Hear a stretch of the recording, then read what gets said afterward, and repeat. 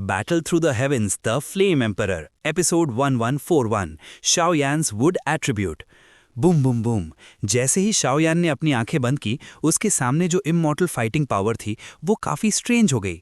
जो असली fiery red fighting immortal power थी, अब वो ब्रिलियंट फायरी रेड और ग्रीन हो चुकी थी, जिसमें ग्रीन 1/3 हिस्सा ले रहा था। वुड एट्रीब्यूट, मुझसे अलग हो जाओ।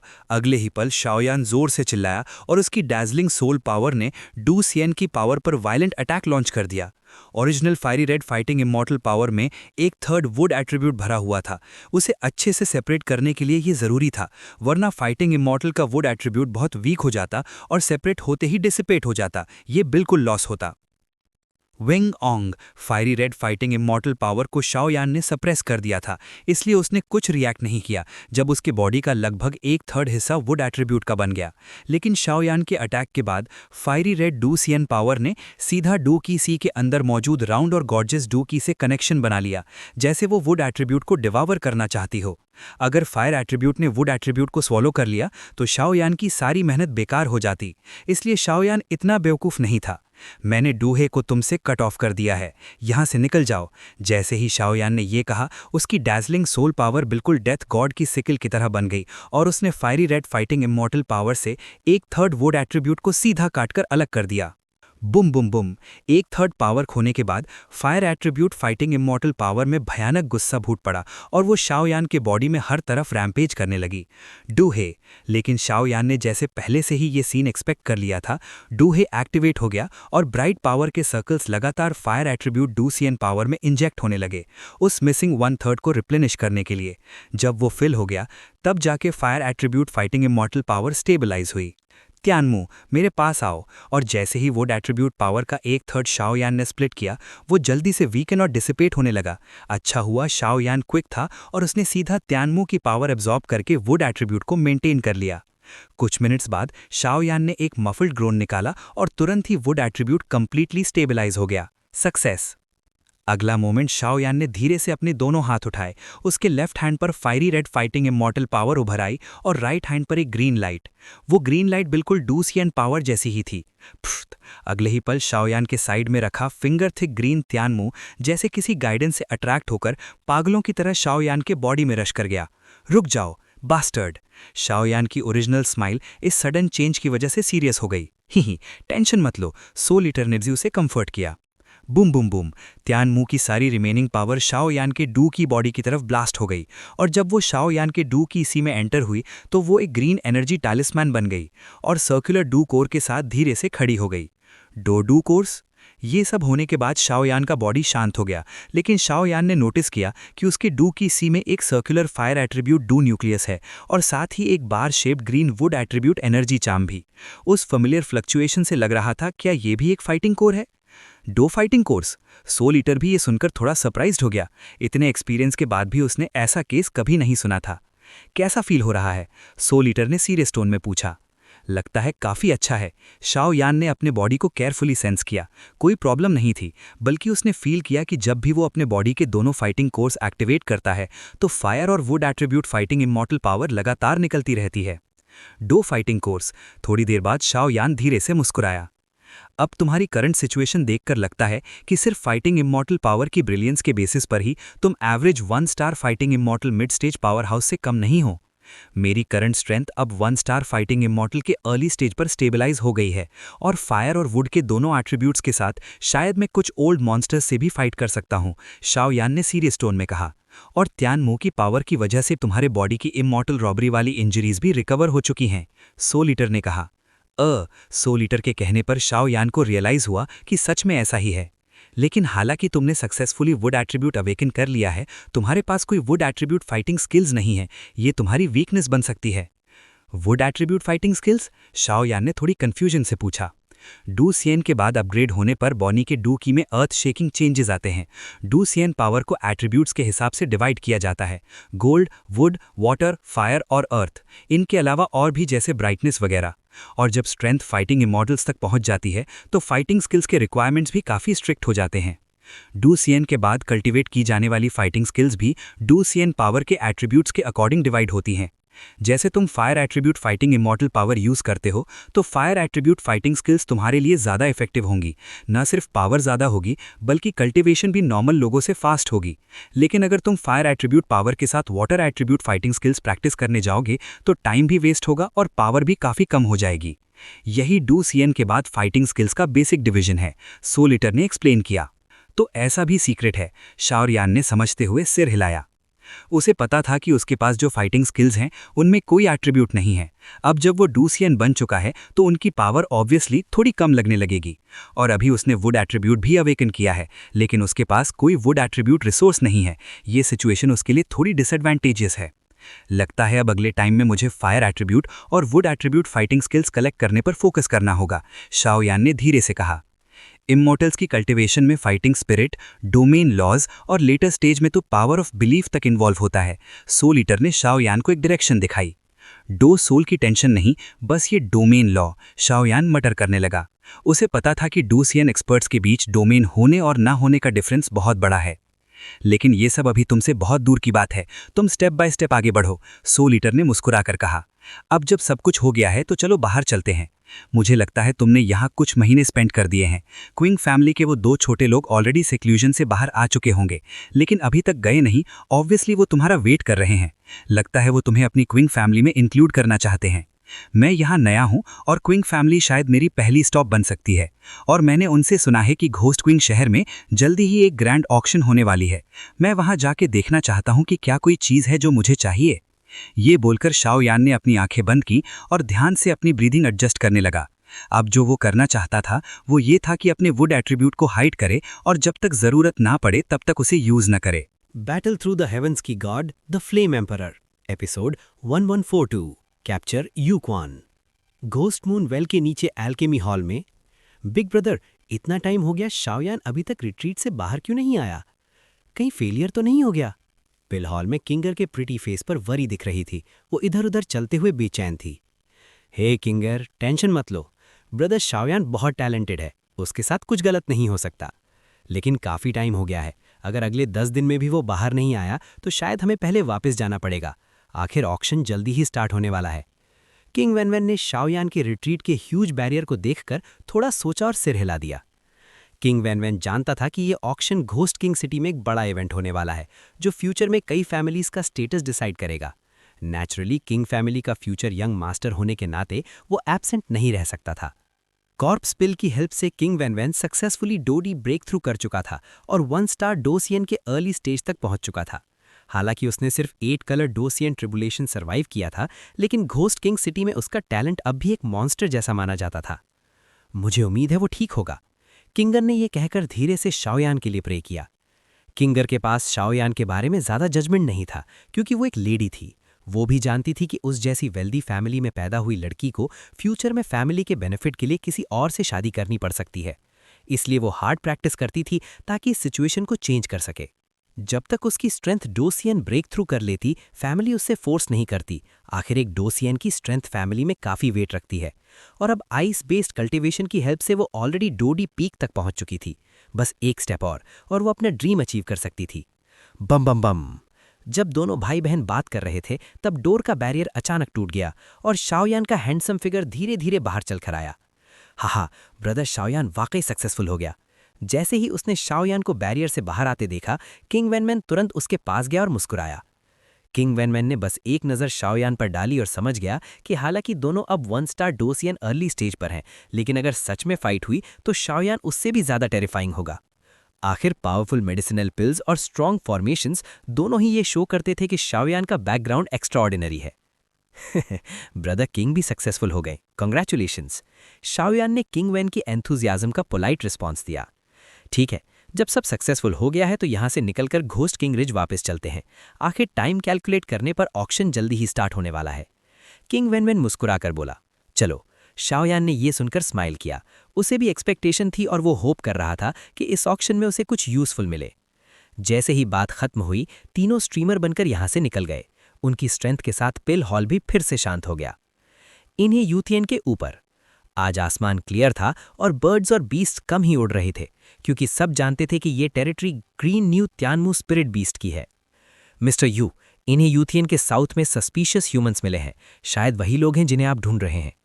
कुछ देर बाद यूक्वान अपने सबॉर्डिनेट्स की रिपोर्ट सुन रहा था, एक बड़े रॉक पर बैठकर। जब से वो ग्रीन न्यू त्यानमू स्पिरिट बीस्ट से फोर्स बैक हुआ था, तब से यूक्वान ने अपने क्लैन के दर्जनों लोग मोबिलाइज कर लिए थे और पूरे इन्हीं यूथियन को घेर लिया था। चलो देखते हैं। यूक्वान और उसके लोग कई महीनों से इन्हें यूथियन के बाहर वेट कर रहे थे। अगर शाओयान और बाकी लोग बाहर नहीं आते तो शायद उन्हें बिना रिजल्ट के वापस जाना पड़ता। आखिर ऑक्शन जल्दी ही स्टार्ट होने वाला है। ये कहकर यूक्वान ने अपनी wind attribute fighting immortal power activate की। हवा में स्ट्रॉन्ग रिपल्स अपीयर हुए और वो इन्हीं यूथियन के साउथ की तरफ चल दिया। इसी वक्त इन्हीं यूथियन के साउथ में शाओयान और बाकी 2 लोगों की फिगर्स धीरे धीरे अपीयर हुईं। वो अभी अभी घोस्ट मून वेल से निकले थे।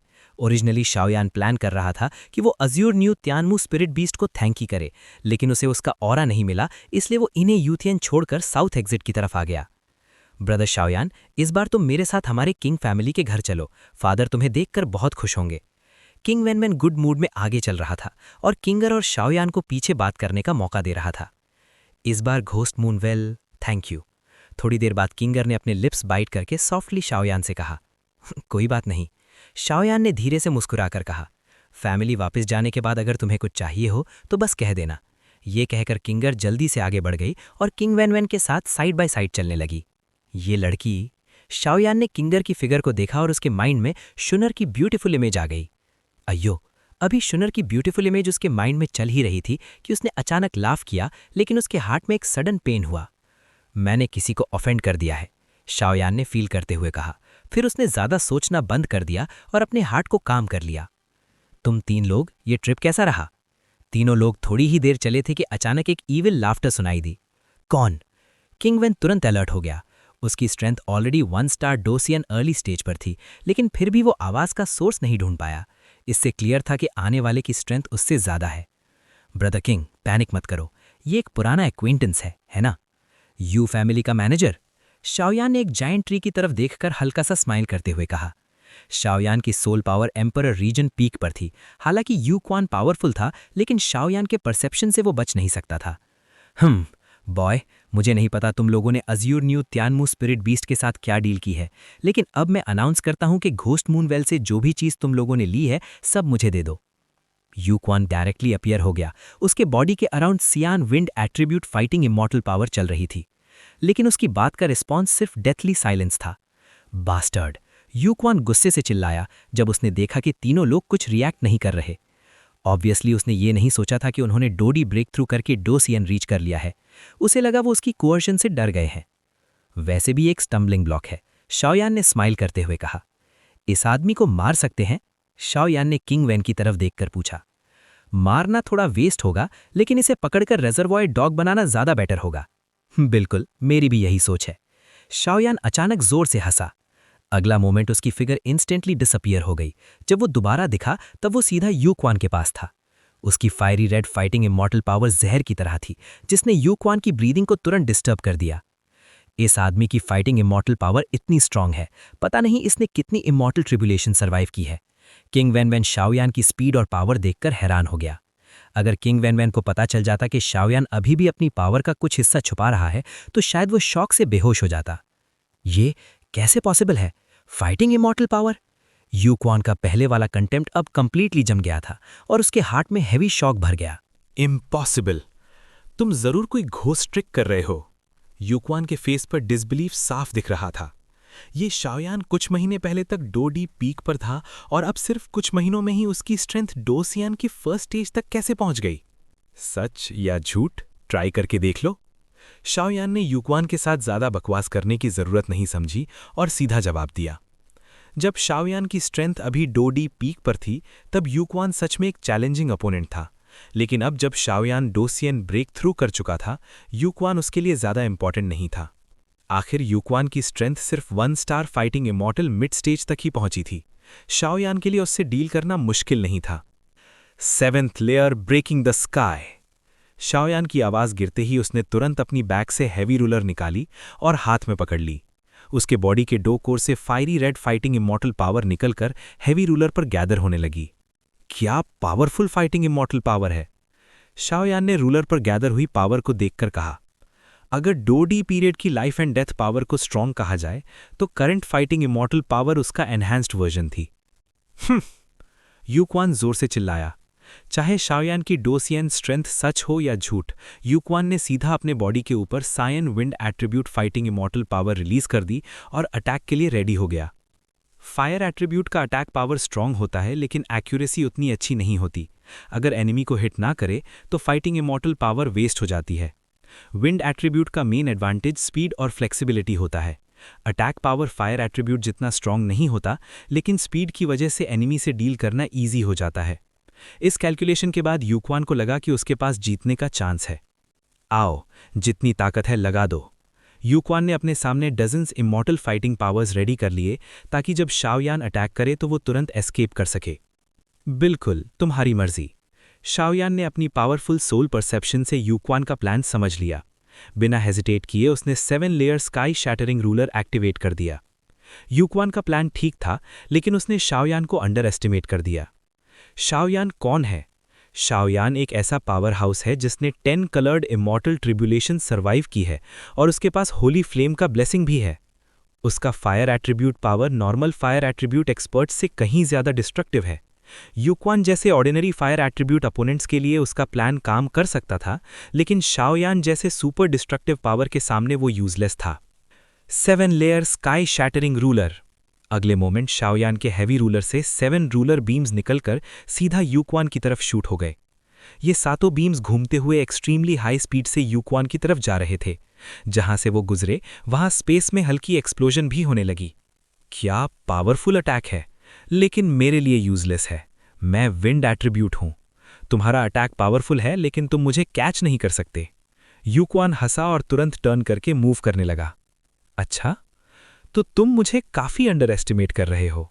शाओयान ने धीरे से स्माइल किया। क्या? कैसे पॉसिबल है? मेरा विंड एट्रीब्यूट फेल हो गया।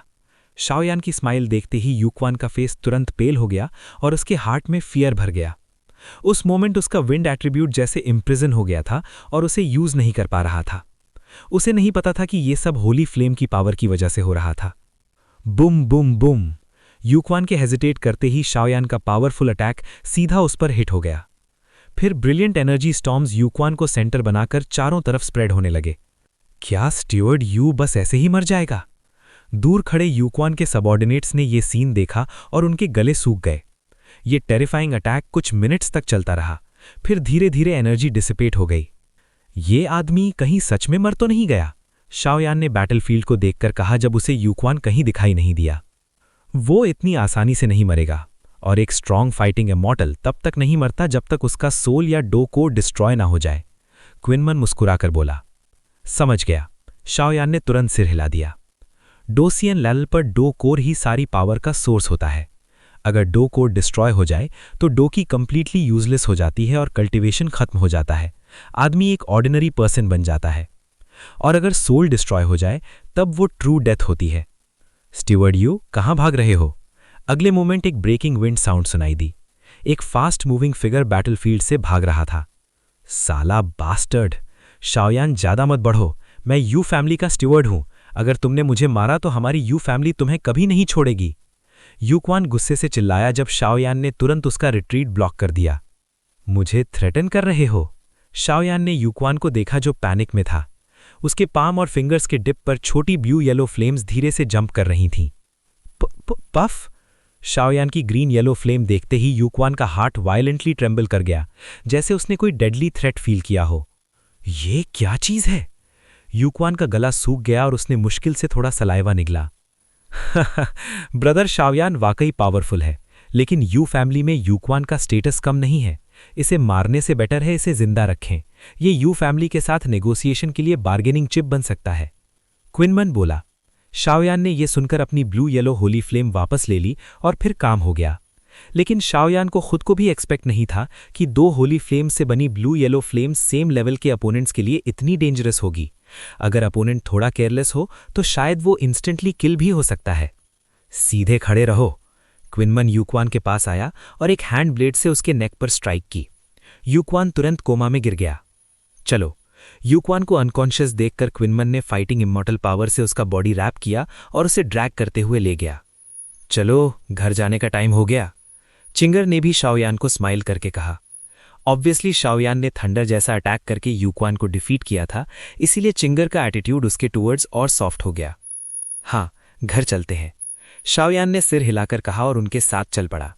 इस तरह तीनों इन्यू मूनटन छोड़कर घोस्ट सिटी की तरफ बढ़ गए। यूक्वान के साथ आए सबॉर्डिनेट्स ने देखा कि यूक्वान को क्वीनमन ने कैप्चर कर लिया है। वो कंफ्यूज्ड हो गए और काफी देर हेजिटेट करने के बाद डिसाइड किया कि वो यू फैमिली वापस जाकर रिपोर्ट करेंगे।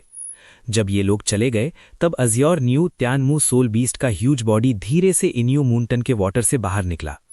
किंग ऑफ ऑल बीस्ट्स और उसके साथ होली फ्लेम की vibration. King of all beasts का अपीयरेंस ये प्रूव करता है कि वर्ल्ड के ऑर्क क्लैंस में कॉन्फ्लिक्ट होने वाला है, और होली फ्लेम के प्रेजेंस के साथ लगता है कि evil races from outside the territory भी मूव करने के लिए ईगर हो रहे हैं। लगता है पीसफुल डेज अब खत्म होने वाले हैं। अजियोर न्यू त्यानमू सोल बीस्ट की आवाज में डीप मीनिंग था, जैसे वो फ्यूचर के बारे में कुछ समझ रहा हो। Battle Through the heavens God the Flame Emperor, episode 1144, mystery man. Ghost king city ghost king ridge spirit beast mountain से कुछ डजन माइल्स दूर लोकेटेड है। पूरी घोस्ट किंग सिटी का टेरेन माउंटेन जैसा है। पहली नज़र में देखने पर लोगों को ये जगह बॉटल के माउथ जैसी लगती है। ये एक रेयर ट्रेजर लैंड है। यहाँ लोगों का आना जाना बहुत ज़्यादा है और क्राउड काफ़ी बड़ा रहता है। इसी वजह से ghost king city hundreds of kilometres के रेडियस में सबसे प्रॉस्परस सिटी बन गई है। अगर सिर्फ एरिया की बात करें तो घोस्ट किंग सिटी का पूरा एरिया बेसिन के अंदर लगभग 10 किलोमीटर्स तक फैला हुआ है। इस huge treasure land ghost king city में 4 मेजर फोर्सेस भी हैं। यू फैमिली, किंग फैमिली, ले फैमिली और सिटी लॉर्ड्स मैंशन मिलकर घोस्ट किंग सिटी की पूरी पावर स्ट्रक्चर बनाते हैं। इन 4 फोर्सेस में यू फैमिली की ओवरऑल स्ट्रेंथ सबसे ज़्यादा है, उसके बाद किंग फैमिली और सबसे लास्ट में ले फैमिली। सिटी लॉर्ड्स मैंशन के बारे में कहा जाता है कि वो घोस्ट वर्ल्ड के ग्रेट फिगर्स का प्रोटेक्शन मिला हुआ है। इसी वजह से जब से सिटी लॉर्ड्स मैंशन एस्टैब्लिश हुआ है तब से किसी ने उसकी पोजीशन को चैलेंज करने की हिम्मत नहीं की। रिसेंटली सिटी लॉर्ड्स मैंशन एक ऑक्शन होल्ड करने वाला है, जिसकी वजह से घोस्ट किंग सिटी और भी ज़्यादा लाइवली हो गई है। सिटी गेट पर काफ़ी स्ट्रिक्ट एक्सेस कंट्रोल लगाया गया है ताकि अननोन लोग सिटी के अंदर ना आ सकें। आखिर ऑक्शन के आइटम्स एक्सट्रीमली प्रेशियस हैं और नेचुरली कई इमॉर्टल थीव्स भी इन पर नज़र रखते होंगे। सिटी लॉर्ड्स मैंशन के ऑक्शन में हर आइटम एक्सट्रीमली वैल्यूएबल होता है। कुछ गॉसिप के अकॉर्डिंग ये ऑक्शन सिर्फ ऑक्शन नहीं है, बल्कि इसके पीछे घोस्ट वर्ल्ड के कुछ बिग शॉट्स का कोई स्पेशल मिशन भी हो सकता है, लेकिन डिटेल्स किसी को नहीं पता। घोस्ट किंग सिटी के गेट पर एक ह्यूज कॉपर वॉल और आयरन वॉल खड़ी थी जो लगभग 50 मीटर्स तक स्काई में ऊपर जा रही थी। हे, किंग फैमिली के यंग मास्टर और एल्डेस्ट लेडी। थोड़ी देर बाद शाओयान और उसके साथ दोनों लोग सिटी गेट पर पहुंचे और तुरंत गार्ड ने उन्हें रोक दिया। किंग वैन को रोकने वाला सोल्जर एक काफी हाई स्टेटस वाला सोल्जर था। उसकी स्ट्रेंथ 9 स्टार डो डी लेवल तक पहुंच चुकी थी। सोल्जर्स के बीच स्ट्रेंथ और प्रेस्टीज दोनों में वो एक आउटस्टैंडिंग एग्जिस्टेंस था। यंग मास्टर किंग, आप क्या कह रहे हैं? ये बस रूटीन इंस्पेक्शन है, सोल्जर ने थोड़ी ऑकवर्ड टोन में कहा। एक्चुअली वो भी अंदर से परेशान था। सिटी लॉर्ड ने स्ट्रिक्ट ऑर्डर दिया था कि कोई suspicious person ghost king city में एंटर नहीं होना चाहिए। अगर ऑक्शन से कोई आइटम चोरी हो गया तो इन सोल्जर्स को सिर्फ डांट नहीं बल्कि सीवियर पनिशमेंट मिलेगा। ये मेरी सिस्टर है, मुझे लगता है तुम उसे जानते हो। मिस किंग तो जैसे जैसे बड़ी हो रही हैं और भी खूबसूरत हो रही हैं, सोल्जर कमांडर ने स्लोली कहा। फिर उसकी नज़र शाओयान पर पड़ी और वो थोड़ा हेजिटेट करने लगा। शाओयान उसके लिए अनफेमिलियर था और ये नेचुरली सस्पिशन रेस कर रहा था। क्या मैं पकड़ा गया? शाओयान ने अपने दिल में हेल्पलेसली सोचा, लेकिन उसने कुछ नहीं बोला और किंग वैन को सिचुएशन हैंडल करने दिया। ये छोटे भाई साहब थोड़े अनफेमिलियर लग रहे हैं, शायद घोस्ट किंग सिटी से नहीं है, मुझे लगता है। सोल्जर कमांडर शाओयान से उसका बैकग्राउंड पूछने ही वाला था, लेकिन किंग वैन को देखकर रुक गया। हालांकि king family ghost king city की सबसे पावरफुल फैमिली नहीं है, लेकिन कनेक्शंस और इन्फ्लुएंस के मामले में वो पूरी घोस्ट किंग सिटी में काफ़ी स्ट्रांग है। और ये आदमी किंग वैन के साथ खड़ा है तो रिलेशन ऑब्वियस है। कैप्टन डाओ, ज़रा साइड में बात करें। किंग वैन ने पोलाइट जेस्चर किया और शाओयान की तरफ स्माइल की। ठीक है, कैप्टन डाओ बिना ज़्यादा डिले के किंग वैन के साथ साइड में चला गया। यूथ मास्टर किंग, सच कहूं तो ऑक्शन का टाइम आ गया है और इन्वेस्टिगेशन काफी स्ट्रिक्ट है। अरे कैप्टन डाओ, मैं समझता हूं, ये मेरी तरफ से एक छोटा सा टोकन है, आप एक्सेप्ट कर लीजिए। किंग वेन ने एक एक्सक्विजिट मनी पाउच निकाला। उसका वेट देखकर लग रहा था कि अंदर काफी पैसा है। यूथ मास्टर किंग, चलिए अब उस आदमी के बारे में बात करते हैं। कैप्टन डाओ ने इधर उधर देखकर पाउच क्विकली रख लिया और फिर बोला, कैप्टन डाओ, मैं सच नहीं छुपाऊंगा। किंग अब शादी की एज में पहुंच चुकी है। ये छोटे भाई साहब एक पावरफुल फैमिली के यंग मास्टर हैं। फैमिली बैकग्राउंड और स्ट्रेंथ दोनों से हमारी किंग फैमिली काफी सेटिस्फाइड है और किंग और इनके बीच फीलिंग्स भी डेवलप हो गई हैं। इस बार वो घोस्ट किंग सिटी आए हैं ताकि मैरिज डिस्कशन हो सके और मैं उन्हें ऑक्शन भी दिखाना चाहता हूं। किंग वेन ने कामली एक्सप्लेनेशन दिया। जैसे ही किंग वेन ने ये बात खत्म की, दूर खड़े शाओयान लगभग चोक हो गए।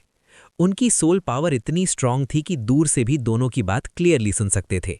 लेकिन किंग वेन को एक्सक्यूज बनाना था तो कोई और नहीं मिला। मैं यहां रिश्ता करवाने आया हूं।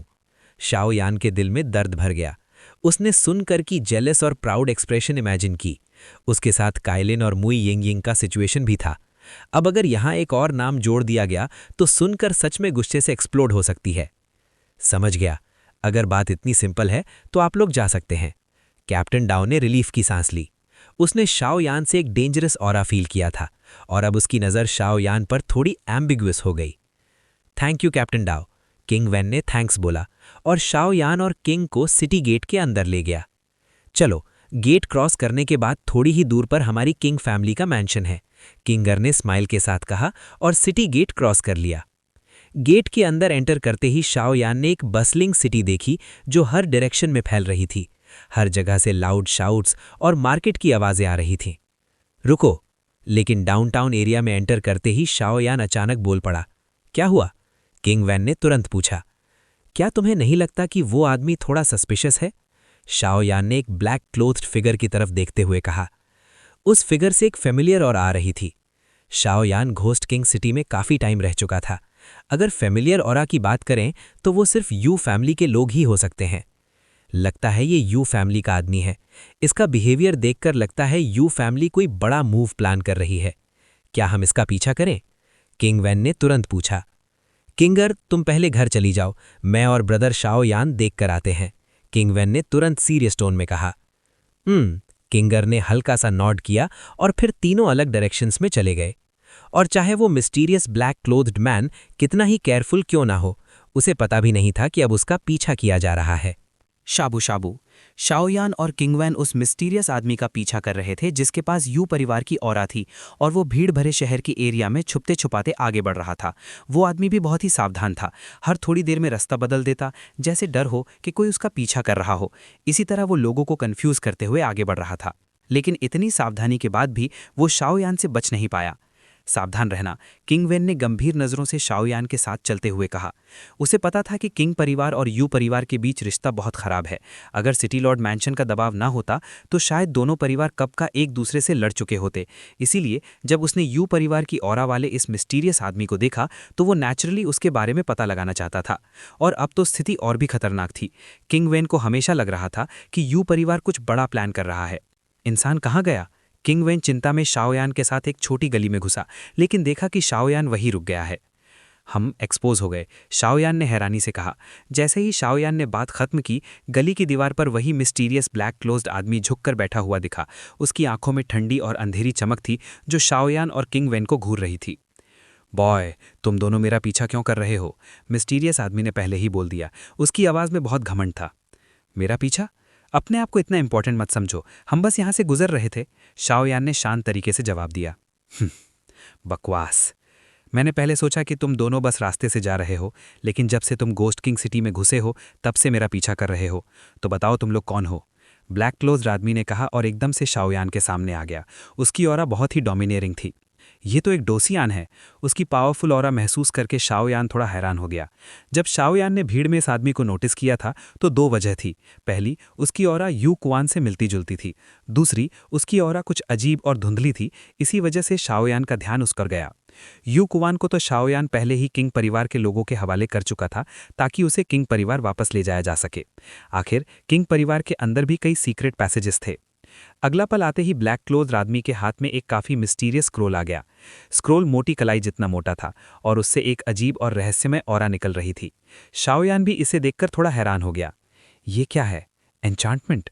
लगता है ये आदमी हमें यहीं खत्म करने का प्लान बना चुका है, किंग वेन ने स्क्रोल को देखकर कहा। एन्चांटमेंट स्क्रोल एक ऐसा खजाना है जो टेम्परेरी एक जगह की स्पेस को छुपा देता है और बाहर वालों की नज़र से गायब हो जाता है। ये महंगा होता है लेकिन काफ़ी यूज़फुल भी है। इसके अंदर किसी को मारो तो किसी को पता भी नहीं चलेगा, किंग विन ने सीरियस होकर समझाया। साफ था कि सामने वाला आदमी यू क्वान से भी ज़्यादा पावरफुल प्रेशर दे रहा था। दो छोटे लड़कों, मरने के लिए तैयार हो जाओ। अगले ही पल ब्लैक क्लोज्ड आदमी ने स्क्रोल को जोर से क्रश कर दिया। तुरंत उस स्क्रोल से काले ऑरा के चक्र निकलकर पूरी जगह को कवर कर गए। बिल्कुल जो मैं चाहता था। शाओयान के चेहरे पर हल्की सी मुस्कान आ गई। यू कुआन की स्ट्रेंथ बस 1 स्टार डोसियान के मिडिल स्टेज तक पहुंची थी, लेकिन सामने वाला आदमी उससे कहीं ज़्यादा डेंजरस था। शाओयान के हिसाब से उसकी स्ट्रेंथ 1 स्टार डोसियान के लेट स्टेज तक पहुंच चुकी थी। डोसियान रियल में छोटा सा लेवल डिफरेंस भी बहुत बड़ा गैप क्रिएट करता है। 1 स्टार डोसियान के लेट स्टेज के पावर हाउस से लड़ना आम बात नहीं है। अगर शाओयान के पास होली फ्लेम ना होता तो उसके लिए अपनी पावर से लेट स्टेज 1 स्टार डोसियान से लड़ना सिर्फ सपना ही होता। मैंने अभी ब्रेक थ्रू किया है, मुझे ट्राई करने दो। किंग विन के चेहरे पर सीरियसनेस थी, लेकिन शाओयान की बात सुनकर वो हैरान रह गया। क्या? वो 1 स्टार डोसियान का लेट स्टेज पावर हाउस है? चिंता मत करो, मुझे करने दो, शाओयान ने मुस्कुराकर जवाब दिया। शाओयान जानता था कि वो यहाँ नया है और किसी को नहीं जानता। अगर वो किंग वेन के सामने अपनी ताकत दिखा देता है तो उसे बहुत फ़ायदा हो सकता है। शायद गोस्ट वर्ल्ड की कुछ रेयर इन्फॉर्मेशन भी मिल सके। दो छोटे लड़कों, मरने के लिए तैयार हो जाओ, ब्लैक क्लोज्ड आदमी ने धीरे से कहा। जैसे ही उसकी आवाज़ खत्म हुई, उसने अपना हाथ उठाया। तुरंत एक फायरी रेड डोसियान पावर उसके हाथ से निकलने लगी, जिसमें भयानक हीट वेव्स थीं। कोई फ्लैशी मूव नहीं था। वो फायरी रेड डोसियान पावर सीधा शाओयान की तरफ गरजती हुई आई। उस आदमी को अपनी स्ट्रेंथ पर पूरा भरोसा था। उसे लग रहा था कि इस एक अटैक में ही दोनों मर जाएंगे। बुम बुम बुम। एन्चांटमेंट स्क्रोल के अंदर सिर्फ 100 मीटर की जगह थी, लेकिन उस छोटी सी स्पेस का टेम्परेचर ब्लैक क्लोज्ड आदमी की फायरी रेड डोसियान पावर की वजह से तेजी से बढ़ गया। Fire attribute? शाओयान ये देखकर हंस पड़ा। अगर सामने वाले की डोसियान पावर भी फायर एट्रीब्यूट की है तो लड़ाई में शाओयान पर प्रेशर बहुत कम हो जाएगा। आखिर फायर एट्रीब्यूट के मामले में शाओयान, जिसके पास होली फ्लेम है, उससे ज़्यादा पावरफुल कौन हो सकता है? होली फ्लेम तो हेवन और अर्थ की फ्लेम्स का किंग है। अच्छा है, शाओयान जोर से चिल्लाया। उसके बॉडी के अंदर फैन जुए तुरंत चलने लगा। फिर बैटल कोर के अंदर से फायरी रेड डोसियान पावर उसके शरीर में इकट्ठा होने लगी। बुम बुम बुम। जैसे ही ब्लैक क्लोज्ड आदमी का अटैक शाओयान के पास पहुंचा, शाओयान की फायरी रेड डोसियान पावर भी फ्लड की तरह बाहर निकल पड़ी। Bang bang bang. दोनों डोसियान पावर्स की टक्कर में शाओयान की पावर क्लियरली अपर हैंड में थी। ओह, लगता है तुम्हारे पास कुछ खास चीज़ है बॉय, ब्लैक क्लोज्ड आदमी शरानी से बोला, लेकिन उसकी आवाज़ में अभी भी मजाक था। लगता है तुम्हारी लेट स्टेज 1 स्टार डोसियान की प्राउड पावर उतनी स्ट्रांग नहीं है जितनी तुम सोचते हो, शाओयान मुस्कुराकर बोला। डोसियान पावर ऑब्वियसली डोसियान स्ट्रेंथ से जुड़ी होती है। जितनी ज़्यादा स्ट्रेंथ उतनी पावरफुल डोसियान पावर। अगर अर्ली स्टेज 1 स्टार डोसियान की फायर एट्रीब्यूट पावर 1 है तो लेट स्टेज 1 स्टार डोसियान की फायर एट्रीब्यूट पावर 1.5 है। इस 0.5 डिफरेंस को कम मत समझना, ये 0.5 ही काफ़ी होता है किसी को ईजिली किल करने के लिए। इसके अलावा भी कई हेवनली ट्रेजर्स होते हैं जो डोसियान को एडवांस में लड़ने में मदद करते हैं, लेकिन उन सब में सिर्फ होली फ्लेम ही असली लीडर है। ये सच में किंग लेवल पावर है। बॉय, अपने सीक्रेट्स बता दो, मैं सोच सकता हूं तुम्हें जिंदा छोड़ने के लिए। काले कपड़े वाला आदमी ने अपना हमला थोड़ी देर के लिए रोकते हुए शाओयान से कहा। यह आदमी यू फैमिली के लिए काम करता था, लेकिन उसे किंग फैमिली और कुछ और पावरफुल लोगों के बारे में बहुत कम पता था, इसलिए वो सामने खड़े किंग वेन को पहचान नहीं पाया। अगर पहचान लेता तो इतनी बकवास नहीं करता और सीधा उसे पकड़कर यू फैमिली के पास भेज देता, जो उसके लिए एक बड़ा अचीवमेंट होता। अभी जो छोटी सी लड़ाई हुई थी उसमें शाओयान की फायर एट्रीब्यूट फाइटिंग इनसिमिनल पावर में उस पर प्रेशर जरूर डाला है, लेकिन वो उनके यू फैमिली के 2 स्टार फाइटिंग इनसिमिनल लेवल के फायर एट्रीब्यूट पावर से कम नहीं लग रही थी। इस बात ने काले कपड़े वाले आदमी के दिल में लालच पैदा कर दिया। आखिरकार अगर किसी के पास बेस्ट टैलेंट और रिसोर्सेज ना हो तो फाइटिंग पावर को बढ़ाना बहुत मुश्किल होता है, और फायर एट्रीब्यूट की पावर अगर बढ़ जाए तो कॉम्बैट स्ट्रेंथ बहुत ज़्यादा बढ़ सकती है, इसलिए ऐसी पावर बहुत ही कीमती होती है। बकवास बंद करो, शाओयान ने कहा। क्योंकि ये जगह पहले ही एन्चांटमेंट स्क्रोल से कवर हो चुकी थी, शाओयान को इस आदमी के साथ टाइम वेस्ट करने की ज़रूरत नहीं थी। शाओयान के एस्टिमेशन के मुताबिक भले ही वो अभी 1 स्टार डोशियन के अर्ली स्टेज में था, लेकिन फेंजुए और शेंगयान की पावर के साथ एक लेट स्टेज 1 स्टार डोशियन को मारना मुश्किल ज़रूर हो सकता है, लेकिन ये आदमी भी फायर एट्रीब्यूट का ही था। अगर सामने कोई और एट्रीब्यूट का फाइटिंग इंसेमिनल होता तो शाओयान को जीत का इतना कॉन्फिडेंस नहीं होता, लेकिन सेम फायर एट्रीब्यूट होने की वजह से शाओयान के जीतने के चांसेस काफ़ी बढ़ गए थे। फायर एट्रीब्यूट के मामले में शायद ही कोई शाओयान का मुकाबला कर सके। डो की कॉन्टिनेंट के स्ट्रेंज फायर्स की बात अलग है, अभी के शेंग यान ही उसकी स्ट्रेंथ को काफ़ी बढ़ा रहा था। जब मैं तुम्हें पकड़ लूंगा तब सब कुछ खुद ही बुलवा लूंगा। काले कपड़े वाला आदमी शाओयान की मुस्कुराहट को देखकर बिल्कुल भी परवाह नहीं कर रहा था। उसे समझ नहीं आ रहा था कि शाओयान में इतनी हिम्मत कहाँ से आ गई कि वो 1 स्टार डोशियन के अर्ली स्टेज की स्ट्रेंथ से उससे चैलेंज कर रहा है। मुझे नहीं पता तुम्हें किसने इतनी हिम्मत दी कि तुम 1 स्टार डोशियन के अर्ली स्टेज की स्ट्रेंथ से मुझे चैलेंज कर रहे हो, लेकिन मैं जल्दी में हूं, ये गेम यहीं खत्म होता है। आदमी के चेहरे पर थोड़ी बेचैनी दिखी। उसके बाद फायरी रेड फाइटिंग इंसेमिनल पावर ने उसके बॉडी को घेर लिया, जैसे एक जलता हुआ शेर। लगता है जल्दी फैसला करने का प्लान है, लेकिन यही तो मैं भी चाहता हूं। शाओयान ने भी अपने बॉडी को फायर एट्रीब्यूट फाइटिंग इंसेमिनल पावर से घेर लिया और तुरंत हमला कर दिया। दोनों के पास सेम फायर एट्रीब्यूट था, लेकिन किंग वैन देख सकता था कि 1 स्टार डोशियन के लेट स्टेज वाला आदमी असल में शाओयान के अर्ली स्टेज के पावर से ज़्यादा स्ट्रांग नहीं लग रहा था। भूम भूम भूम, दोनों के बीच सीधी टक्कर हुई। उनके फिस्ट्स और किक्स टकरा रहे थे, और जो चिंगारियां निकल रही थी वो डोडी पीक के पावर हाउस को भी मिटा सकती थी। Bang bang bang. कुछ मिनट के क्लोज कॉम्बैट के बाद भी किसी को एडवांटेज नहीं मिला। दोनों एक एक कदम पीछे हट गए। ये लड़का बहुत स्ट्रांग है। काले कपड़े वाले आदमी ने शाओयान को काफ़ी हाई इवैल्यूएशन दिया।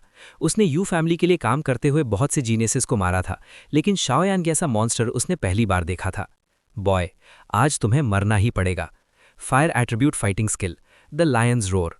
अगला ही पल उस आदमी की ऑरा एक्सट्रीम तक बढ़ गई। फायरी रेड फाइटिंग इंसेमिनल पावर की लेयर्स पानी की लहरों की तरह उसके बॉडी से निकलकर बैरियर के अंदर फैलने लगी। शाबू शाबू। डरावना sound wave fire attribute fighting इंसेमिनल पावर के साथ मिलकर पूरे बैरियर को एक आग के समंदर में बदल रहा था। ये एक सोनिक अटैक है। शाओयान ने हल्की सी बेचैनी के साथ सिर हिलाया, लेकिन शाओयान थोड़ा हैरान भी था। नॉर्मल सोनिक अटैक उस पर कोई असर नहीं करता, फिर इस आदमी का सोनिक अटैक उसे हल्का सा अनईजी क्यों महसूस करा रहा था? ब्रदर शाओ, ये फायर एट्रीब्यूट फाइटिंग इंसेमिनल पावर से ब्लेस्ड सोनिक अटैक है। ये नॉर्मल सोनिक अटैक से काफ़ी ज़्यादा पावरफुल है, सावधान रहिए। अगर ये सोनिक अटैक है तो मैं सोल अटैक से तुम्हें खत्म कर देता हूं। शाओयान हंस पड़ा जब उसने काले कपड़े वाले आदमी को और ज़्यादा जोर से गरजता देखा, क्योंकि वो आदमी अभी तक अपनी फुल स्ट्रेंथ यूज़ नहीं कर रहा था और शाओयान को सीरियसली नहीं ले रहा था। लेकिन वही उसकी सबसे बड़ी गलती बनने वाली थी। बॉय, अब देखते हैं तुम कैसे बचते हो। सोनिक अटैक लॉन्च करने के बाद काले कपड़े वाला आदमी पागल सी हंसी हंसा। उसका फायर एट्रीब्यूट सोनिक अटैक असल में सिंपल साउंड अटैक नहीं था। उसने अपने बॉडी के फायर एट्रीब्यूट फाइटिंग इंसिमिनल पावर को कंप्रेस करके सोनिक वेव बना दिया था, जो बिना दिखे ही लोगों को चोट पहुंचा सकता था।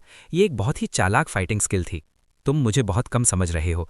शाओयान मुस्कुराया, फिर उसने आंखें हल्की सी बंद कर ली और उसके बॉडी की सोल पावर स्प्रिंग वाटर की तरह बाहर निकलने लगी।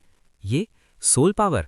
शाओयान को बिना डिफेंस किए सीधा सोल पावर निकलते देखकर काले कपड़े वाले आदमी का चेहरा तुरंत खराब हो गया। सोल पावर हमेशा डो की कल्टीवेट करने वालों की सबसे बड़ी प्रॉब्लम होती है। एल्केमिस्ट्स और कुछ टैलेंटेड लोग ही सोल पावर को प्रॉपरली कल्टीवेट कर सकते हैं। आम लोगों के लिए सोल पावर उनकी सबसे बड़ी वीकनेस होती है। इस लड़के की सोल पावर इतनी स्ट्रांग है। क्या ये एक एल्केमिस्ट हो सकता है? किंग वेन भी शाओयान की एनॉर्मस सोल पावर देखकर हैरान हो गया। डैम इट, किंग फैमिली में ऐसा मॉन्स्टर कब आ गया?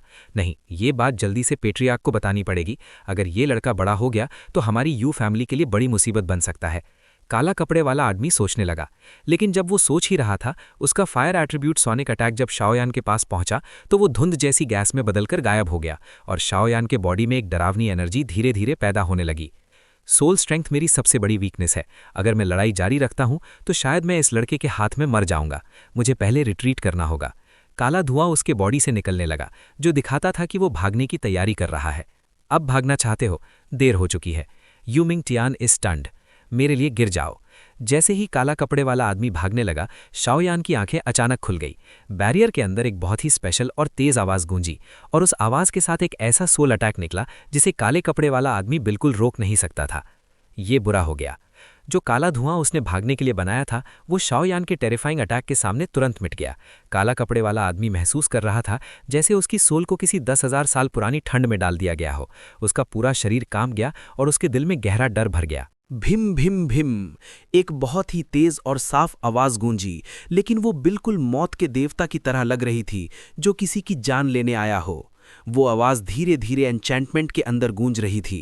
जब काले कपड़े वाले आदमी ने शाओ यान का इतना पावरफुल अटैक देखा तो वो तुरंत भागा नहीं, क्योंकि उसे पता था कि अगर उसने इस सोल अटैक का सामना नहीं किया तो उसका अंजाम और भी बुरा हो सकता है। छोटे लड़के, तुमने मुझे सच में सरप्राइज कर दिया। थोड़ी देर बाद बैरियर के अंदर से एक नफरत भरी आवाज आई। लगता है सच में नहीं मरा। शाओ यान ने काले कपड़े वाले आदमी को देखा जो उसके सोल अटैक से बुरी तरह इंजर्ड हो चुका था, और धीरे से बोला।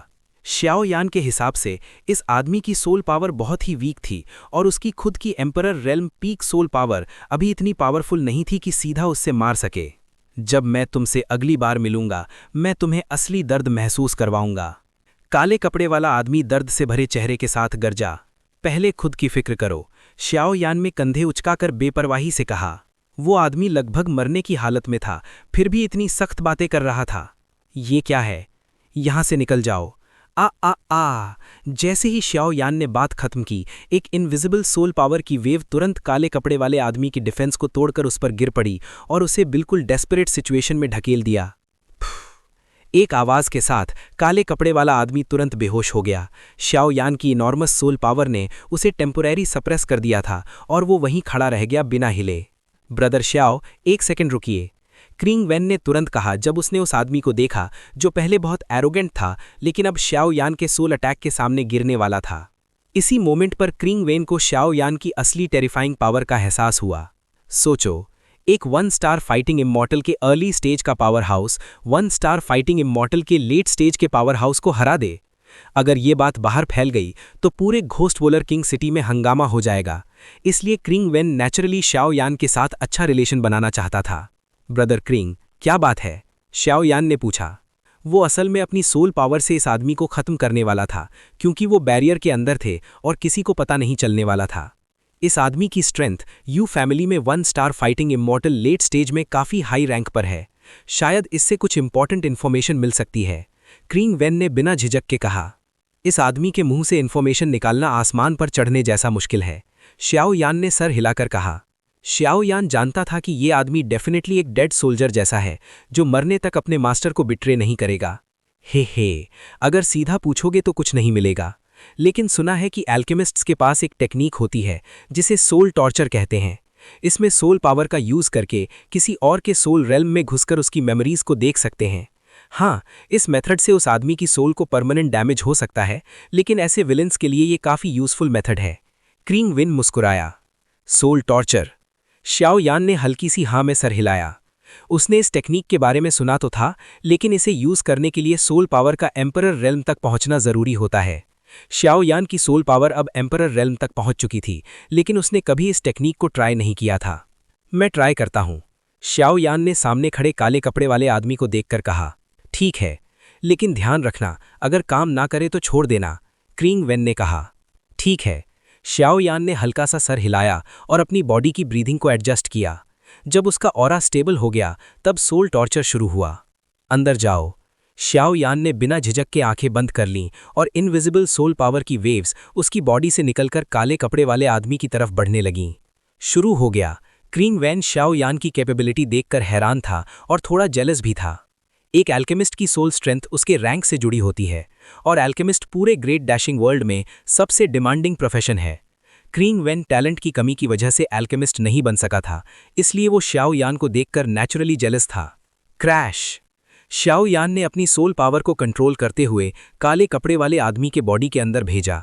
बिना किसी रुकावट के वो सीधा उसके सोल रेल्म तक पहुंच गया। ये सोल रेल्म! काले कपड़े वाले आदमी के सोल रेल्म को देखकर शाओ यान कुछ पल के लिए चुप रह गया, क्योंकि उसके सामने सिर्फ एक वाइट लाइट ग्रुप था जो मुश्किल से 10 मीटर का था और उस लाइट ग्रुप में ही सोल पावर की फ्लक्चुएशंस थीं। इस आदमी की सोल पावर इतनी वीक है? शाओ यान ने सर हिला दिया। अब उसे समझ आ गया कि उसका सोल अटैक इतनी आसानी से सक्सेसफुल क्यों हुआ। लेकिन शाओ यान थोड़ा लकी भी महसूस कर रहा था। अगर इस आदमी की सोल पावर थोड़ी भी स्ट्रांग होती तो शायद ये लड़ाई काफी टफ हो जाती। आखिरकार वो एक real 1 star late stage powerhouse था। अंदर जाओ। शाओ यान ने और कुछ नहीं सोचा और अपनी सोल पावर को सीधा उस वाइट लाइट ग्रुप के अंदर भेज दिया। भिम भिम भिम! जैसे ही शाओ यान की सोल पावर उस वाइट लाइट ग्रुप को टच हुई, काले कपड़े वाले आदमी की सोल ने वायलेंट रेजिस्टेंस दिखाया, लेकिन शाओ यान की ह्यूज सोल पावर के प्रेशर के सामने वो तुरंत शांत हो गई। सिस समय धीरे धीरे बीतने लगा और देखते ही देखते 10 मिनट बीत गए।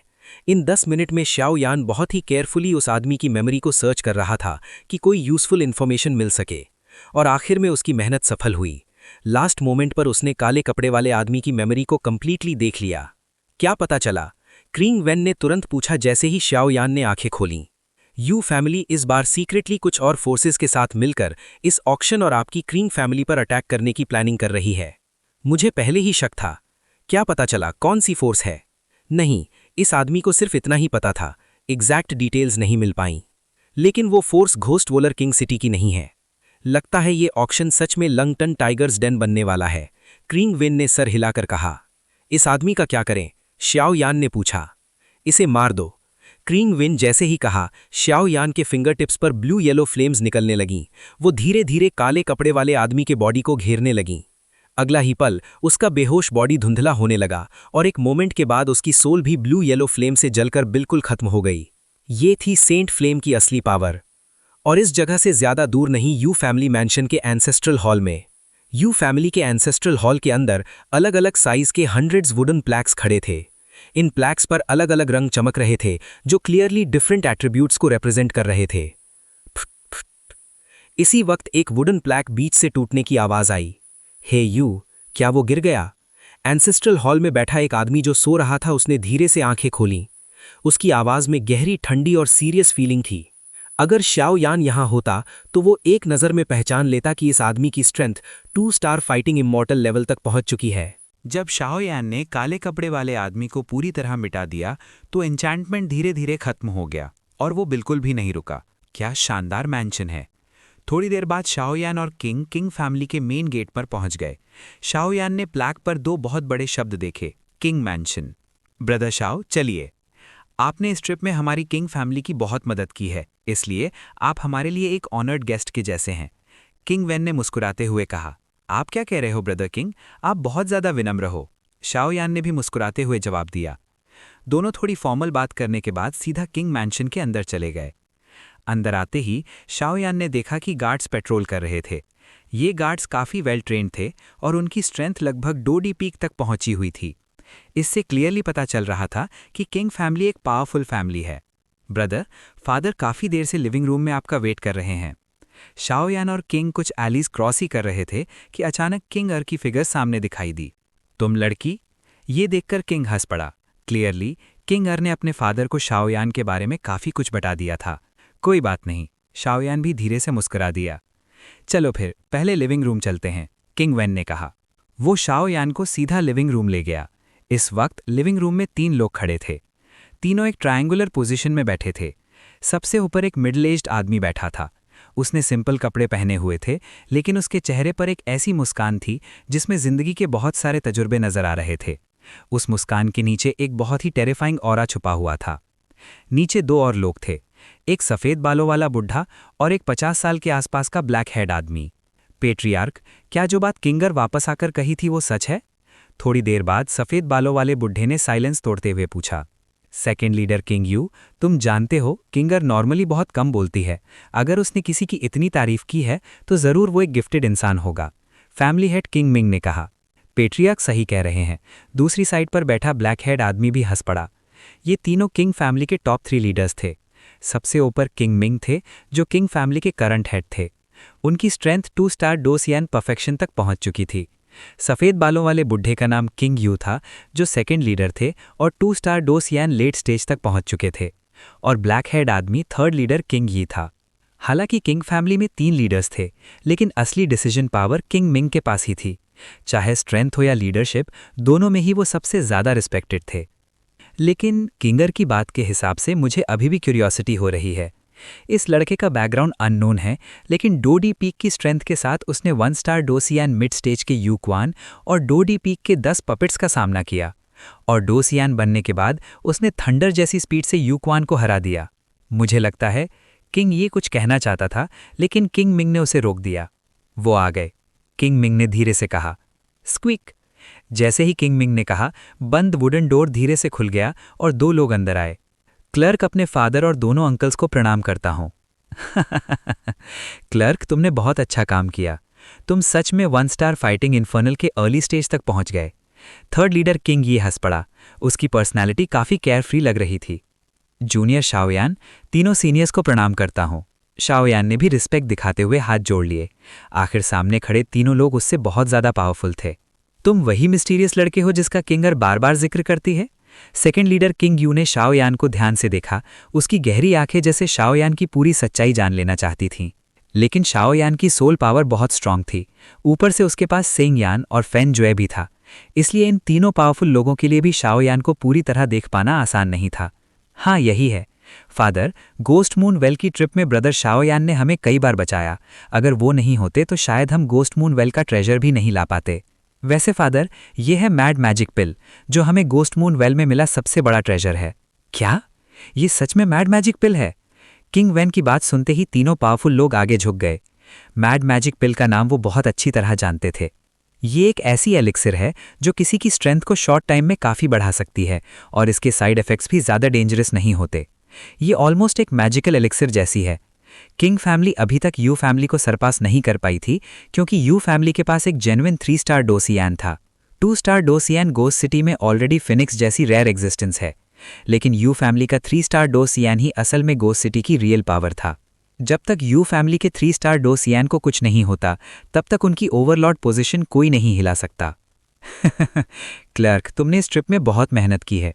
किंग मिंग ने अपने दिल की एक्साइटमेंट को कंट्रोल करते हुए मैड मैजिक पिल ले ली। अभी वो खुद 2 स्टार डोसियान परफेक्शन पर थे। अगर मैड मैजिक पिल मिल जाए तो यू फैमिली के 3 स्टार डोसियान से लड़ने का कॉन्फिडेंस भी मिल सकता था। फादर, हम इस ट्रिप से काफ़ी थक गए हैं। क्या हम पहले रेस्ट कर सकते हैं? वैसे भी ऑक्शन जल्दी शुरू होने वाला है। फिर किंग वेन किंग मिंग के पास गया और धीरे से उसके कान में कुछ कहा। ये बात ठीक है। कोई है? ब्रदर शाओयान के लिए रेसिडेंस अरेंज करो, वीआईपी रैंक के हिसाब से। किंग मिंग ने तुरंत ऑर्डर दिया। जूनियर, अब इजाज़त लेता हूँ, शाओयान ने पोलाइटली कहा और वहां से निकल गया। पेट्रियार्क, क्लर्क ने अभी आपके कान में क्या कहा? दोनों लीडर्स हैरान हो गए, क्योंकि किंग मिंग का एटीट्यूड अचानक बिल्कुल बदल गया था। ये छोटा लड़का शायद एक असली मॉन्स्टर है। लगता है हम सच में बुढ़े हो रहे हैं। किंग मिंग मुस्कुराया। आखिर हुआ क्या है? थर्ड लीडर किंग यी बिल्कुल कंफ्यूज था। जब इसकी स्ट्रेंथ डोडी पीक पर थी, तब ये यू क्वान और डोडी पीक के 10 पपेट्स को रोक सकता था। बाद में 1 स्टार डोसियान की अर्ली स्टेज की स्ट्रेंथ से इसने यू फैमिली के एक आदमी को मार दिया, जो 1 स्टार डोसियान लेट स्टेज पर था। और अगर मेरा गैस सही है तो वो आदमी शायद हे यू था, किंग मिंग ने मुस्कुराते हुए कहा। और जैसे ही किंग मिंग की बात खत्म हुई, पूरा लिविंग रूम बिल्कुल खामोश हो गया। क्या? जैसे ही किंग मिंग की बात खत्म हुई, सेकंड लीडर किंग यू और थर्ड लीडर किंग यी तुरंत अपनी सीट से खड़े हो गए। अगर कोई डोडी पीक की स्ट्रेंथ से 1 स्टार डोसियन मिड स्टेज के यूकॉन और डोडी पीक के 10 पपेट्स को रोक सके तो वो इतना शॉकिंग नहीं होता, लेकिन 1 star fighting immortal late stage के हैयू ओमार देना सच में लोगों को रिस्पेक्ट करने पर मजबूर कर देता है। तीनों ओल्ड लीडर्स जानते थे कि एक ही लेवल के फाइटिंग इमॉर्टल पावर हाउस के लिए जीतना कितना मुश्किल होता है। इसी से पता चलता है कि शाओयान कितना टेरिफाइंग है। ये लड़का कहीं किसी बड़े फैमिली का यंग मास्टर तो नहीं जो ट्रेनिंग के लिए बाहर निकला हो? थर्ड लीडर किंगी ने थोड़ी मुश्किल से कहा। कई पावरफुल फैमिलीज अपने टैलेंटेड एयर्स को ट्रेनिंग और एक्सपीरियंस के लिए बाहर भेजते हैं ताकि वो फ्यूचर में फैमिली को इनहेरिट कर सकें। पता नहीं, लेकिन जब तक ये लड़का हमारी किंग फैमिली में है, उसके साथ रिस्पेक्ट से पेश आना। ऑक्शन शुरू होने में अभी 3 दिन बाकी हैं, इस बार उसे भी साथ ले चलना। और बाकी फोर्सेस भी शायद आसपास ही पहुंच चुकी होंगी। तूफान आने वाला है। मुझे लगता है ये ऑक्शन इतना सिंपल नहीं होने वाला। यू फैमिली इतने टाइम से चुप बैठी है, शायद अब कुछ बड़ा करने का वक्त आ गया है, किंग मिंग ने धीरे से कहा। ये कहने के बाद वहां फिर से साइलेंस छा गया, क्योंकि सबको सिचुएशन की सीरियसनेस समझ आ चुकी थी। इसके अलावा गोस्ट किंग सिटी के दूसरे जगहों पर भी इंटेंस प्लानिंग चल रही थी। ले मैंशन। लेशी, क्या जो तुम कह रहे हो वो सच है? एक आदमी ने पूछा, जिसके बाल काफी उलझे हुए थे। उस आदमी का बॉडी बहुत मस्कुलर था। ये आदमी था ले फैमिली का करंट हेड, लेली, एक real 2 star fighting immortal late stage powerhouse. Patriarch, जो मैंने कहा सब सच है। किंग फैमिली ने पता नहीं कहां से एक हेल्पर ढूंढ लिया और उसने अज्यूर न्यू तियामू स्पिरिट बीस्ट के साथ एग्रीमेंट करके गोस्ट मून वेल में एंट्री ले ली। इसलिए मुझे और यू फैमिली को वापस आना पड़ा। लेशी ने सिर हिलाकर कहा। उसे बिल्कुल उम्मीद नहीं थी कि गोस्ट मून वेल का सबसे बड़ा फायदा किंग फैमिली को मिल जाएगा। कोई बात नहीं, किंग फैमिली और यू फैमिली हमारी ले फैमिली से ज़्यादा पावरफुल हैं, लेकिन जब तक अच्छी चीज़ें यू फैमिली के हाथ नहीं लगती तब तक ठीक है। वैसे भी किंग और यू फैमिली के बीच असली कन्फ्रंटेशन अब आने वाला है, लेली ने धीरे से कहा। पेट्रियार्क, अब क्या कह रहे हैं? लेशी ने पूछा। इस बार सिटी लॉर्ड मैंशन ने जो ऑक्शन अनाउंस किया है उसमें सिर्फ ट्रेजर्स ही नहीं होंगे, बल्कि एक इम्पॉर्टेंट अनाउंसमेंट भी होने वाली है। अब जाओ, 3 दिन बाद सब पता चल जाएगा, लेली ने कहा। जी, लेशी ने कहा और वहां से चला गया। You family mention. क्या मुझे कोई बता सकता है कि यह सब क्या हो रहा है? एक गुस्से से भरा आदमी मेन सीट पर बैठा था और नीचे खड़े आदमी पर चिल्लाया। पेट्रियार्क, मुझे भी है यू के बारे में कुछ नहीं पता। नीचे खड़ा आदमी डरा हुआ लग रहा था। बाई यू, मुझे एक प्रॉपर एक्सप्लेनेशन चाहिए, यू ली ने सख्ती से कहा। पेट्रियार्क, सच कहूं तो जब से सिटी लॉर्ड मैंशन ने गोस्ट किंग सिटी में एंट्री और एग्जिट पर रेस्ट्रिक्शन लगाई है तब से मैं ज़्यादा बाहर नहीं गया और ब्लैक क्रेजी ग्रुप के साथ कॉन्टैक्ट हमेशा है यू ही रखता था। ओरिजिनली मैंने ब्लैक क्रेजी ग्रुप के साथ डील की थी कि इस ऑक्शन के वक्त हम गोस्ट किंग सिटी को लूट लेंगे। है यू ही यू फैमिली और ब्लैक क्रेजी ग्रुप के बीच मेन कॉन्टैक्ट था। ब्लैक क्रेजी ग्रुप की हेल्प के बिना सिर्फ यू फैमिली की स्ट्रेंथ से पूरी गोस्ट किंग सिटी को कंट्रोल करना मुश्किल होता, यू ली ने कहा। Black crazy group ghost king city के बाहर घूमने वाली एक नोटोरियस रॉबर फोर्स थी। उनके ग्रुप में 2 स्टार डोसियन लेट स्टेज के 2 पावर हाउस थे। सिटी लॉर्ड मैंशन ने कई बार उन्हें डिस्ट्रॉय करने की कोशिश की, लेकिन वो हर बार बच निकलते थे। सिटी लॉर्ड मैंशन को शक था कि गोस्ट किंग सिटी के अंदर कोई ब्लैक क्रेजी ग्रुप को सीक्रेटली हेल्प कर रहा है, लेकिन अभी तक वो पता नहीं लगा पाए। पेट्रियार्क, आपकी इंजरी, क्या आप ठीक हो गई है? बायू ने हैरानी से पूछा। सबको पता था कि यूली की स्ट्रेंथ रियल 3 स्टार डोसियन अर्ली स्टेज है, लेकिन उसके बॉडी में एक डार्क डिजीज है जो उसकी स्ट्रेंथ को लिमिट करता है। इसीलिए उसकी एक्चुअल कॉम्बैट पावर लगभग 2 स्टार डोसियन पीक किंग मिंग के बराबर ही थी। इसी वजह से यूली इतने सालों से गोस्ट किंग सिटी में रहकर भी दूसरे फोर्सेस पर अटैक नहीं कर रहा था। अब ठीक हो गया है, क्योंकि है यू मल गया है, हमें ब्लैक क्रेजी ग्रुप को एक्सप्लेनेशन देना पड़ेगा। बाय यू, तुम सीक्रेट पैसेज से रात में सिटी के बाहर जाओ और ब्लैक क्रेजी स्क्वाड के दोनों लीडर्स को ले आओ। ऑक्शन खत्म होते ही हम अटैक करेंगे और गोस्ट किंग सिटी के दूसरे 2 फैमिलीज और सिटी लॉर्ड मैंशन को जड़ से खत्म कर देंगे, यू ली ने मुस्कुराते हुए कहा। पेट्रियार्क, सिटी लॉर्ड मैंशन और किंग फैमिली ले फैमिली की स्ट्रेंथ को अंडर एस्टिमेट नहीं कर सकते, सिर्फ हमारी और ब्लैक क्रेजी स्क्वाड की स्ट्रेंथ से, बायू ने डाउट से कहा। चिंता मत करो, मेरे पास प्लान है, मैं उन्हें एक एक करके हरा दूंगा, यूली ने शांत आवाज में कहा। जी, बायू ने सर झुकाया और तुरंत काम के लिए निकल गया।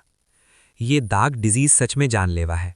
अगर मुझे पहले पता होता तो सिर्फ एक फाइटिंग स्पिरिट के लिए इतना रिस्क नहीं लेता। हाँ, मुझे फाइटिंग स्पिरिट मिल गया, लेकिन बॉडी में डार्क डिजीज भी आ गया।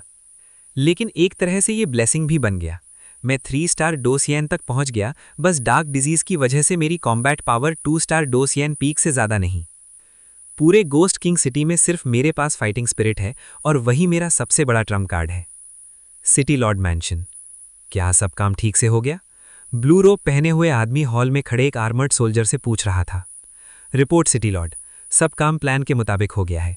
अब यू फैमिली हमारे प्लान के मुताबिक ब्लैक क्रेजी ग्रुप के साथ मिल रही है और शायद जल्द ही हम पर अटैक करेगी। आर्मर पहने हुए सोल्जर भी 2 स्टार डोसियन था।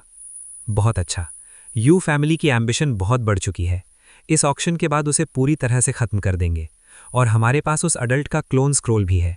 चाहे सामने 3 स्टार फाइटिंग इमॉर्टल ही क्यों ना हो, कोई फायदा नहीं होगा, सिटी लॉर्ड ने शांत आवाज में कहा।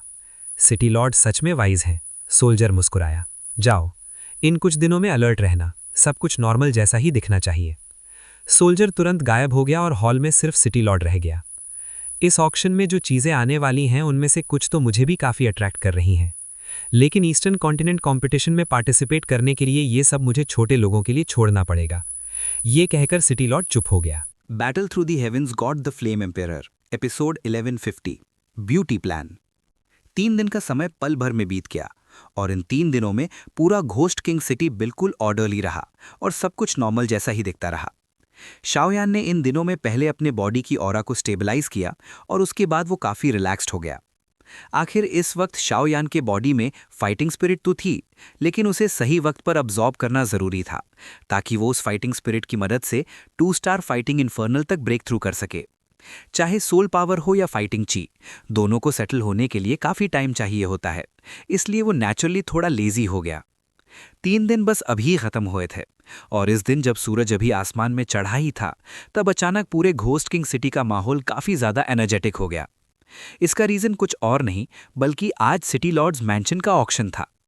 सिटी लॉर्ड्स मैंशन का पैलेस मास्टर डायरेक्टली ली सोल डोमेन की ग्रेट पावर्स द्वारा अपॉइंट किया गया था। चाहे स्ट्रेंथ हो या पर्सनैलिटी, वो सबसे बेस्ट चॉइस माना जाता था। और जब भी city lord's mansion auction hold करता था उसमें रखी हुई चीजें हमेशा हाई क्वालिटी होती थीं। ब्रदर शाओयान क्या उठ गए। इस दिन सुबह सुबह किंग वैन शाओयान के हाउस के बाहर आया और पूछा, ब्रदर किंग गुड मॉर्निंग। शाओयान ने डोर खोला और मुस्कुराते हुए कहा, आज ऑक्शन का ओपनिंग डे है, क्या हम साथ चलेंगे? किंग वैन ने पूछा, बिल्कुल मेरे मन की बात, शाओयान ने जवाब दिया। ऑक्शन में अगर कोई चीज मुझे पसंद आई तो मैं उसे ले लूंगा, लेकिन शाओयान और किंग वैन लिविंग रूम की तरफ जा रहे थे और शाओयान थोड़ा रुक गया।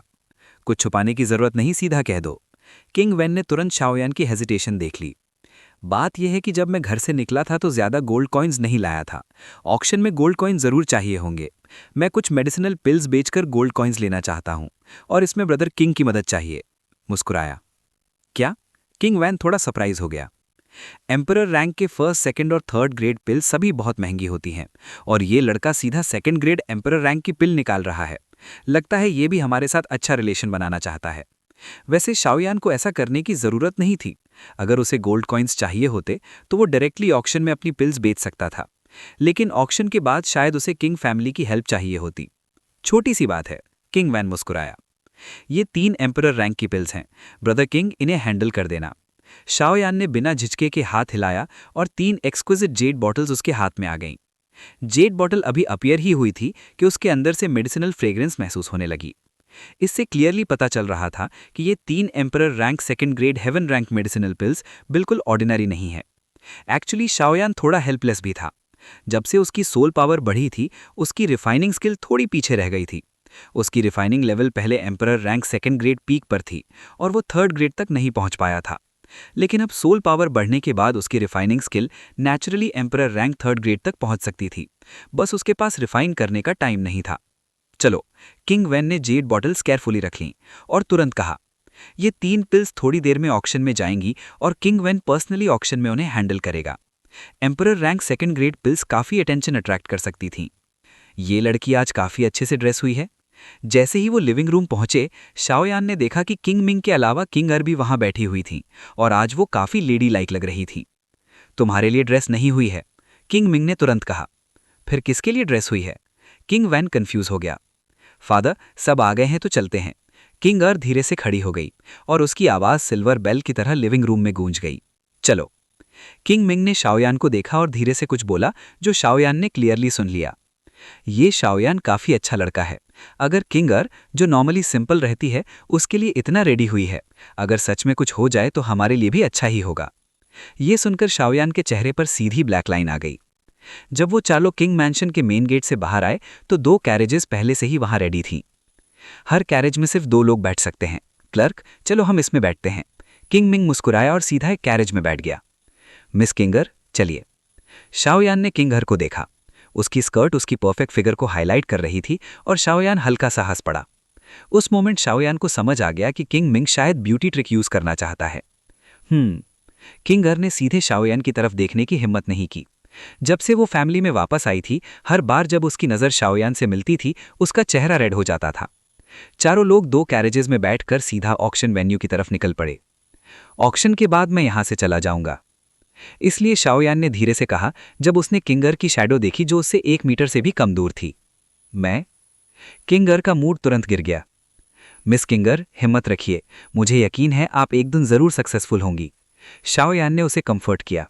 शाओयान जानता था कि किंगर इतनी मेहनत से कल्टीवेट इसलिए करती है ताकि उसे फैमिली की अरेंज्ड मैरिज के लिए फोर्स न किया जाए और वो अपनी पसंद का इंसान चूज कर सके। शाओयान, थैंक यू। किंगर का मूड तुरंत बेटर हो गया। उसने आंखें थोड़ी सी बंद की और 2 क्यूट डिंपल्स के साथ शाओयान को देखकर मुस्कुरा दिया। पता नहीं कौन सी लड़की तुम्हारे जैसे इंसान को डिजर्व करेगी। किंगर धीरे से बोलने लगी। जब तक वो बात पूरी करती, कैरेज ऑक्शन वेन्यू के बैकयार्ड में पहुंच गई। मिस और सर, गाड़ी आ गई है, प्लीज उतरिए, ड्राइवर ने कहा। इतनी जल्दी? किंगर ने थोड़ा सा अफसोस से कहा। वो जानती थी कि शाओयान एक ड्रैगन और फिनिक्स जैसा इंसान है और घोस्ट किंग सिटी जैसे छोटे जगह पे नहीं रुकने वाला। चलो, शाओयान पहले कैरेज से उतर गया और फिर जेंटलमैन की तरह अपना हाथ किंग की तरफ बढ़ाया। Thank you. किंग ने मना नहीं किया और अपना डेलिकेट हाथ उसके हाथ में रख दिया। ही शाओयान का हाथ पकड़ते ही किंग के दिल में थोड़ी सी शरारत आ गई। अगर उसके साथ रिलेशन नहीं हो सकता तो कम से कम थोड़ी शरारत तो कर ही सकती है। किंग कैरेट से उतरने वाली ही थी, लेकिन उसने जानबूझ के स्टेप मिस कर दिया और उसका बॉडी बैलेंस लूज हो गया। वो सीधा कैरेट से गिरने वाली थी और एक छोटी सी स्क्रीम निकल गई। अरे, ये लड़की